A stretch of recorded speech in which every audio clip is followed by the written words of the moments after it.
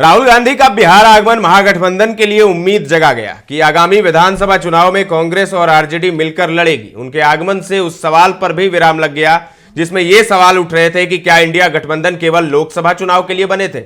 हालांकि जातीय जनगणना को फेक कहकर कांग्रेस नेता राहुल गांधी ने अपनी फजीहत तो करा ही ली, साथ ही एनडीए नेताओं के निशाने पर चढ़ गए। ऐसा क्या कहा राहुल गांधी ने कि जिसके बाद एनडीए नेता हमलावर हो गए। मुख्यमंत्री नीतीश कुमार पर तंज कसते हुए कांग्रेस नेता राहुल गांधी ने बिहार सरकार की ओर से कराए गए जनगणना को फेक कहते ही फंस गए।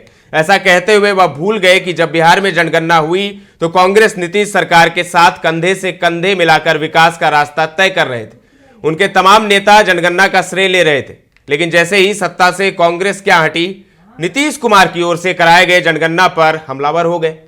युवा के मसले पर हमलावर रहे, नौकरी को वे तेजस्वी की देन बताने लगे। नीतीश सरकार की अदूरदर्शिता के कारण बिहार में आज भी पलायन निरंतर बढ़ ही रहा है। बिहार के युवा दूसरे राज्यों में रोजगार करने के लिए जा रहे हैं। जातिगत जनगणना पर अगर नीतीश कुमार पर हमला बोलते हैं, उस वक्त तेजस्वी यादव भी साथ थे। अगर आप क्रेडिट दे रहे हैं नौकरियों का तेजस्वी यादव को, वहां पर क्रेडिट आप नीतीश सरकार को नहीं दे रहे, नीतीश कुमार को नहीं दे रहे, लेकिन यहां पर आपने जब निशाना साधा तो सिर्फ नीतीश कुमार पर साधा, लेकिन उस वक्त सरकार में कांग्रेस भी थी और तेजस्वी भी थे। खैर, जनगणना को फेक कहने वाले कांग्रेस नेता राहुल गांधी के बचाव में कांग्रेस के प्रदेश अध्यक्ष अखिलेश प्रसाद सिंह खुद उतर गए। उन्होंने संवाददाताओं से बात करते हुए कहा कि राहुल गांधी ने जाति आधारित गणना की रिपोर्ट पर सवाल नहीं उठाए हैं, बल्कि नीतीश सरकार जातीय जनगणना की रिपोर्ट पर अमल नहीं कर रही है, उस बिंदु पर सवाल उठाया है। उनका मानना था कि इस कारण से ही राहुल गांधी ने जातिगत गणना को झूठा करार दिया, क्योंकि जातीय जनगणना संख्या पता करने के लिए नहीं बनाया गया था। इसका उद्देश्य बृहद और नीतिगत विकास पर आधारित था। अब देख लीजिए, बिहार में न तो आरक्षण का दायरा बढ़ाया गया और न ही उसे 9वीं अनुसूची में शामिल किया गया। 95 लाख परिवारों को भी 2-2 लाख रुपए नहीं दिए गए। राहुल गांधी के कहने का आशय यही है कि ऐसी रिपोर्ट का क्या मतलब जब सरकार उस पर अमल ही नहीं करे। सरकार ने आधे अधूरे मन से इसे लागू करने की कवायद की, या तो बिहार की जनता को बेवकूफ बनाया गया। जब केंद्र और राज्य में भाजपा जदयू की सरकारें हैं तो उसे क्यों नहीं इसे 9वीं अनुसूची में शामिल कराया गया, जिससे कोर्ट में मामला जाने से बच जाता। उन्होंने आरोप लगाया कि भाजपा के दबाव में जदयू काम कर रही है। सीएम नीतीश कुमार के करीबी मंत्री विजय चौधरी ने कहा कि विचित्र बात है कि जब जातीय गणना शुरू किया गया और जब आंकड़े जारी होने लगे तब तो कांग्रेस पार्टी इसका समर्थन करती रही थी। अब सत्ता से अलग हुए तो राहुल गांधी इस गणना को फर्जी बता रहे हैं। यदि राहुल गांधी को गणना में किसी गलती या विसंगति का पता था तो इसे बिहार सरकार के समक्ष क्यों नहीं उठाया गया। मंत्री विजय चौधरी ने कहा कि बिहार सरकार ने तब से ही स्पष्ट रूप से कहा था कि जातीय जनगणना के आंकड़ों में किसी भी तरह की गड़बड़ी या गलती सामने आती है तो सरकार तत्काल जांच कराने के लिए तैयार है, लेकिन अब तक किसी की तरफ से ऐसी एक भी सूचना या आपत्ति नहीं दी गई है। मंत्री विजय चौधरी ने आगे यह भी कहा कि राहुल गांधी बिना किसी सबूत के इस गणना को फेक बताते हैं, तो इससे उन्होंने सिर्फ एक हल्के नेता की अपनी छवि को बनाए रखा है। वैसे भी जो लोग इंडियन स्टेट यानी भारतीय राष्ट्र और इंडियन गवर्नमेंट यानी भारतीय सरकार के बीच का अंतर नहीं समझते, तो हम उनसे इससे कुछ अधिक उम्मीद भी नहीं रखते। तो राहुल गांधी ने जातीय जनगणना को फेक बताकर, नीतीश के जातिगत जनगणना को फेक बताकर अपने ही पैर पर कुल्हाड़ी मार ली। यहाँ कांग्रेस के नेता असहज हो गए और तेजस्वी के लिए भी ये अच्छी बात नहीं थी।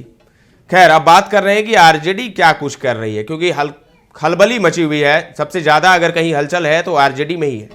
तो आरजेडी में हुआ यह है कि लालू ने अपने सारे अधिकार अब तेजस्वी यादव को दे दिए हैं। तेजस्वी ही आरजेडी की तरफ से मुख्यमंत्री का चेहरा है, तो अब फुल पावर भी उन्हें दे दिया है। सारे अधिकार तेजस्वी यादव ले सकते हैं। इसके अलावा चर्चा यह भी है कि अखिलेश सिंह जो प्रदेश अध्यक्ष है कांग्रेस के, उनको हटाया जा सकता है। उनको हटाया जा सकता है और हटाने के लिए राहुल गांधी तैयार हैं। राहुल गांधी लालू यादव से मिलकर ही अध्यक्ष तय करेंगे। और ये भी बात है, चौंकाने वाली बात ये भी है कि जो अखिलेश सिंह अभी अध्यक्ष हैं वो तो लालू के शिष्य रह चुके हैं, लेकिन बीच में तल्खियां काफी बढ़ गई थी तेजस्वी यादव और अखिलेश सिंह के बीच में। शायद हो सकता है कि अखिलेश सिंह को इसी वजह से हटाया जा रहा हो, या फिर लालू की बात ज्यादा वो मानने लगे थे इस वजह से हटाया गया हो।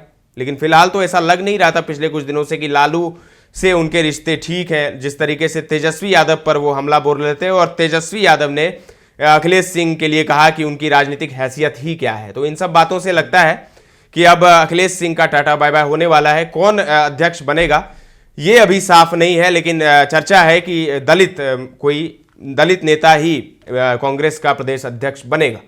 तो ये सब चर्चा है और लालू ने पूरा गेम सेट कर दिया है।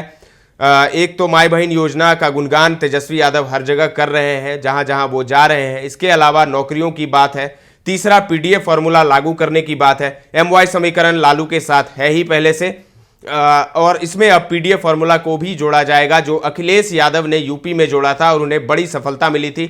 पीडीएफ मतलब पिछड़ा, दलित और अल्पसंख्यक। अल्पसंख्यक की बात करें तो लालू के साथ तो हमेशा से अल्पसंख्यक रहे ही हैं, और अब पीडी यानी पिछड़ा और दलित को भी जोड़ने की बात है। और ये हमने इसकी वानगी देखी भी थी लोकसभा चुनाव में, जब लालू ने सारे समीकरण बिगाड़ दिए थे, एनडीए के समीकरण बिगाड़ दिए थे, कई सीटों पर नुकसान हुआ और बीजेपी के गढ़ में अभय कुशवाहा जीते। तो इन सब को देखकर लग रहा है कि लालू अब फुल प्लानिंग में है और विधानसभा चुनाव में वो किसी भी तरह तेजस्वी तक कुर्सी लाना ही चाहेंगे, और इसके लिए हर जोड़ तोड़ कर रहे हैं वो। अभी जेडीयू के जो पूर्व में राष्ट्रीय उपाध्यक्ष रह चुके हैं मंगनी लाल मंडल, उनको भी शामिल कराया है आरजेडी में। अब उनके आने का भी बहुत सारे चर्चा हो रहा है कि चर्चा इस बात की हो रही है कि जगदानंद सिंह को तो हटा ही दिया गया है, एक तरीके से साइडलाइन हो गए हैं, तो जगदानंद सिंह की जगह प्रदेश अध्यक्ष मंगनी लाल मंडल को ही बनाया जाएगा। ये भी एक मैसेज होगा पिछड़ों के लिए। और अभय कुशवाहा को संसदीय दल का नेता बनाकर उन्होंने कुशवाहा समाज और क्वेरी समाज को एक मैसेज भी दिया है। और हमने लोकसभा चुनाव में भी देखा था, मुंगेर में देखा और कई सीटों पर देखा, जहां अगड़ा बनाम पिछड़ा की लड़ाई हो गई थी। एक समय ऐसा लग रहा था कि अशोक महतो भारी पड़ जाएंगे ललन सिंह पर, बीच में अनंत सिंह की भी एंट्री हुई और अंत में ललन सिंह जीत गए।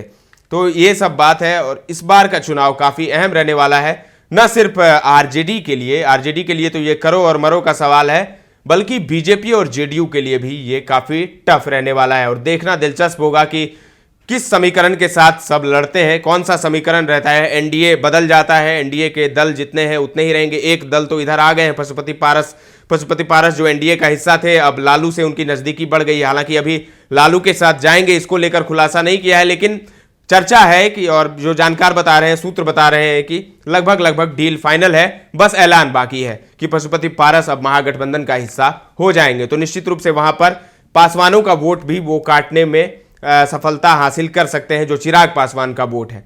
तो चुनाव बड़ा दिलचस्प रहने वाला है और चुनाव में देखना होगा कि इस बार कुर्सी किसके हाथ में रहती है। फिलहाल के लिए इतना ही। आपको क्या लगता है कमेंट करके जरूर बताएं।